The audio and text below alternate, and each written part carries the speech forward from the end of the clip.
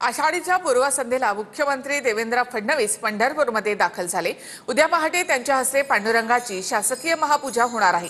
त्याआधी फडणवीस हे आपल्या कुटुंबासह पंढरपूरमधल्या पर्यावरण दिंडीमध्ये सहभागी झाले। टाळ मृदंगासह संपूर्ण कुटुंबाने हरिनामाचा गजर केला। तसंच फडणवीसांनी आपल्या पत्नीसोबत फुगडी देखील खेळली आहे।